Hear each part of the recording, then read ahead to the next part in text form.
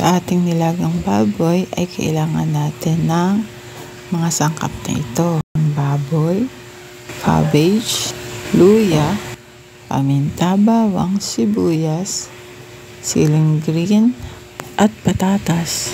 At pwede nyo rin siyang haluan ng saging or mais. And then, salang na natin sa kaldero lahat ng ingredients.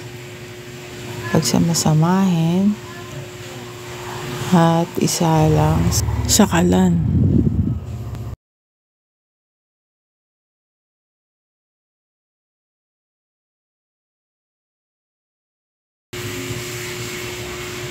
Lagyan ng tubig at pakuluan natin hanggang lumambot ang karne.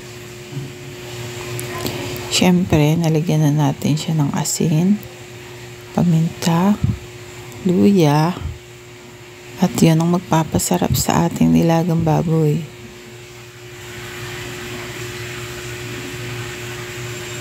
Pakuluan hanggang lumambot ang karne ng baboy.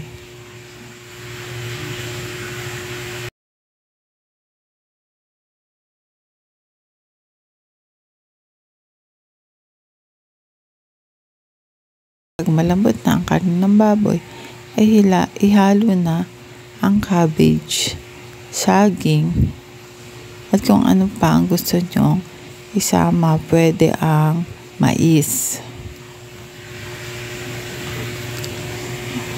Pagkatapos pag naisama na natin, huwag nyong i-overcook ang cabbage kasi mas masarap siya ng medyo crunchy pa siya.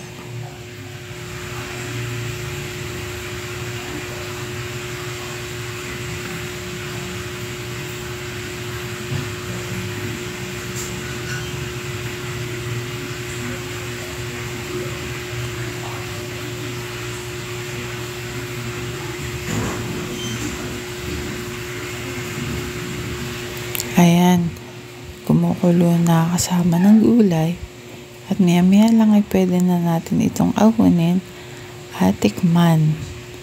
Natimpla na natin yan ng asin at paminta para masarap ang kanyang pagkakatimpla.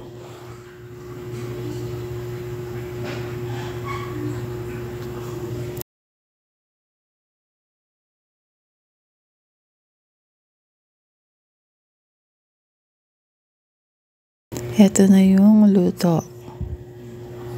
Ayan na yan guys. Sarap. Thanks for watching and please subscribe my channel.